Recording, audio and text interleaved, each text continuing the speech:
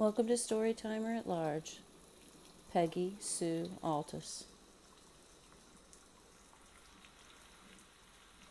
Peggy Sue Altes was born August 29, 1973, to Merlene and George Altes. She was 11 in 1984.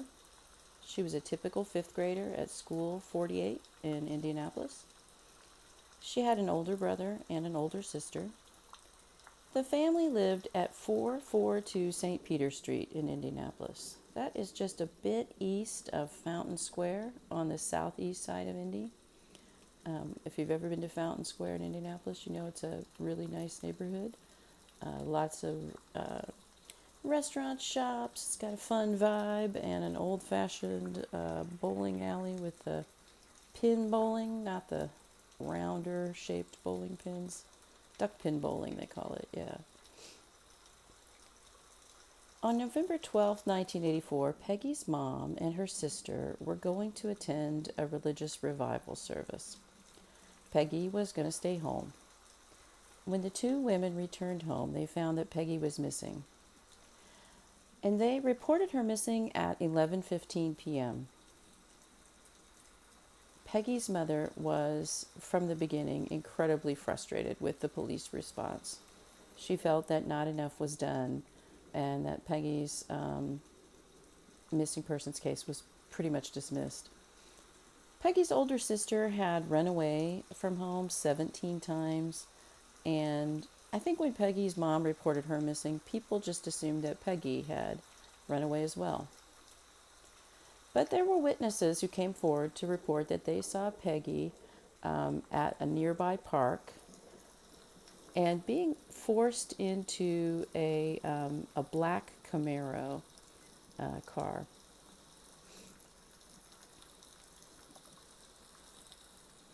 Peggy was found 5 days later. Her body was found on November 17th, 1984. She was found in a field in Sugar Creek Township in Hancock County, Indiana, with multiple stab wounds to her neck.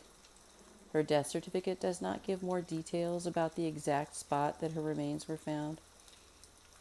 Sugar Creek Township is home to the town of New Palestine. If you're looking for it on the map, it's about a 15-minute drive east of Indianapolis. So the killer or killers here did not drive far from Peggy's East Side neighborhood. On Sunday, November 20th, 1984, Peggy's older cousin, Franklin Thomas Altes, sadly, he was 25, he was found deceased of an apparent suicide. He was found in a running car in the garage of his family home at 165 North 9th Street in Zionsville, Indiana.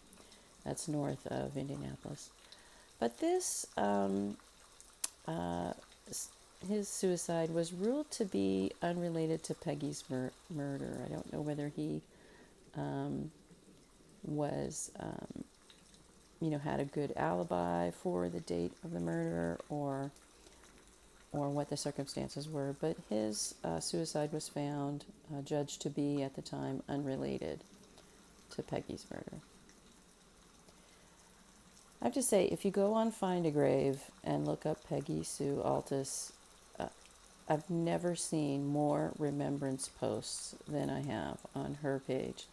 People really cared about this 11-year-old, and in the years since her murder, people have been following the case, been interested in the case, and been hoping for justice in the case. So there are lots of digital flowers left on her Find a Grave page. Over the years, several men were questioned and arrested for the abduction, rape, and murder of Peggy Sue Altes. Jerry Watkins was a known child molester. He's now known to be a child molester. I don't think at the time people knew it other than his victims. He was also a friend of the Altes family. Peggy's older sister, who had run away 17 times, remember that one, she testified at his trial that he had been molesting her for years and felt that perhaps he had gone after Peggy. Watkins was convicted of Peggy's murder, but was eventually exonerated by DNA. Watkins suggested that police look at Joseph Mark McCormick. McCormick denied the allegations, but he suggested Hugh Munson and William Beaver. Questioning, trials, investigation, and testing have failed to convict anyone of this crime. In 2016, Hancock County Sheriff's Department investigators announced that they were going back to the beginning of the case, looking at everything and questioning everyone. The charges against William Beaver had just been dropped in 2016 at that time, and hopes for justice were crushed. Each of the four men that mentioned, Watkins, McCormick, Hugh Munson, and William Beaver, each of them had admitted involvement in the crime at one time or another, but each denied being the one who actually murdered Peggy. And so Peggy's murder is still unsolved as of today.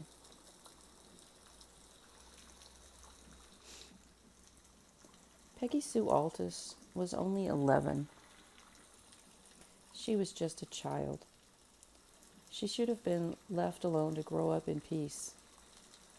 She should still be here in this world.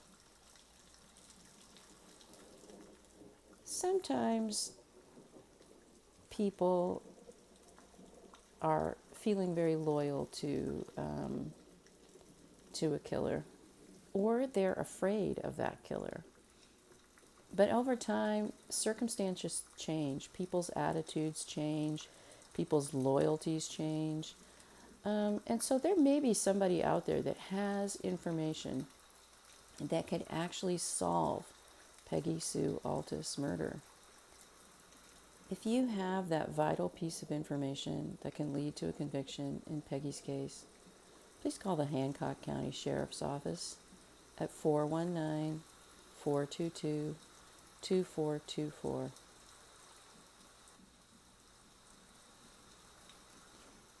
Thank you all for listening. The channel is growing bit by bit. We have 163 people following these cases now and sharing these cases and interested in the outcomes of these cases. And that's really what it takes in order to get an unsolved cold case solved. So I want to thank you all so much for being a part of that.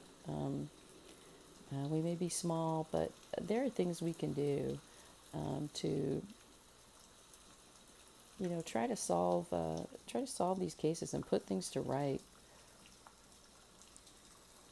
And so I want to thank you again for being a part of that. And I hope you're having a good day. And if you want to hit that thumbs up button for justice, go ahead and hit it. It doesn't mean that you like murders. It doesn't mean that you like this horrible thing that happened. But it just indicates that you want to see justice done in this case. YouTube is a attention-based economy, they call it, and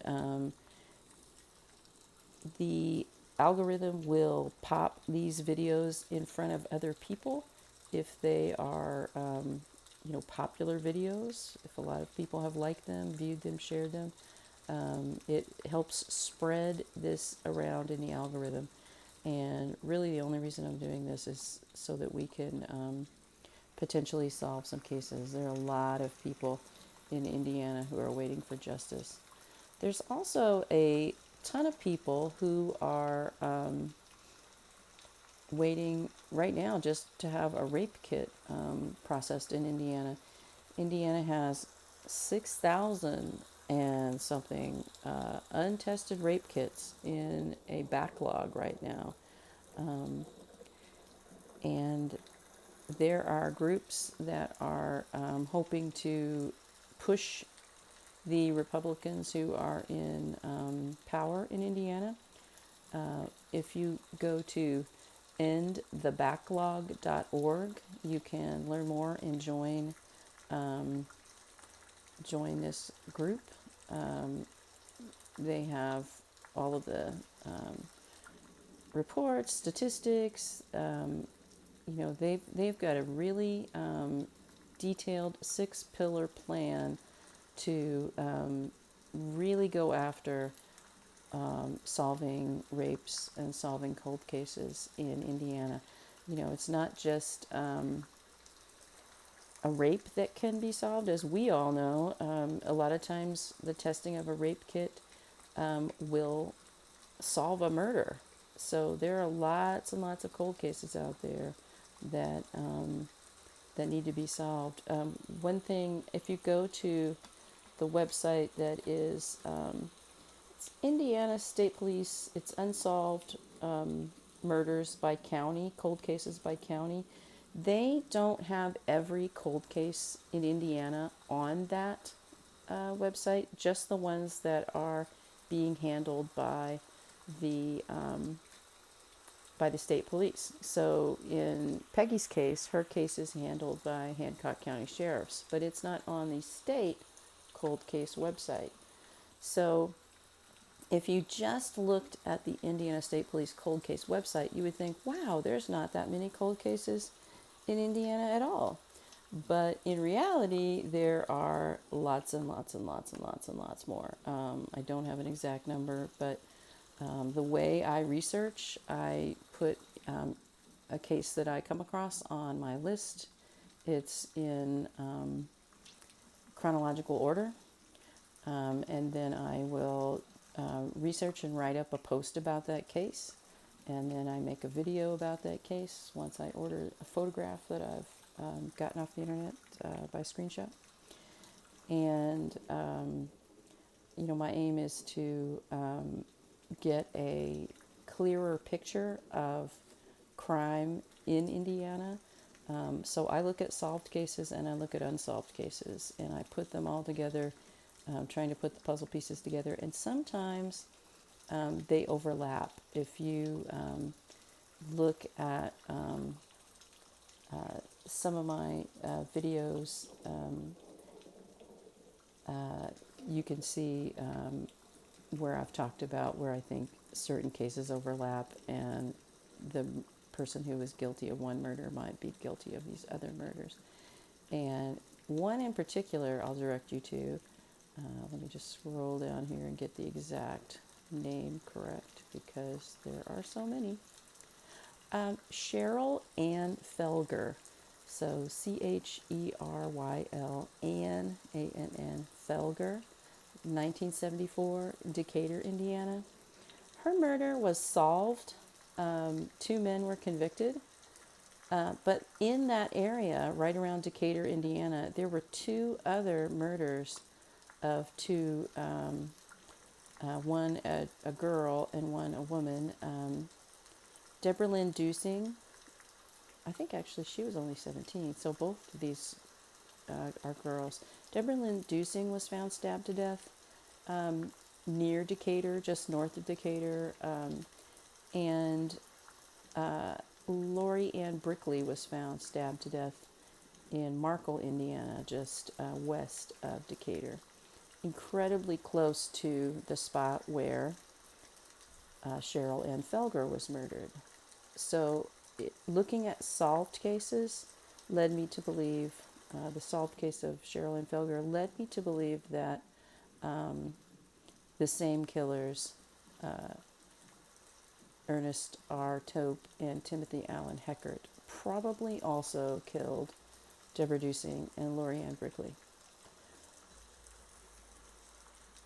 And I hope that's right. I submitted a tip to cold case investigators in Indiana, and I don't know if they're testing evidence or looking at evidence. I hope that they are.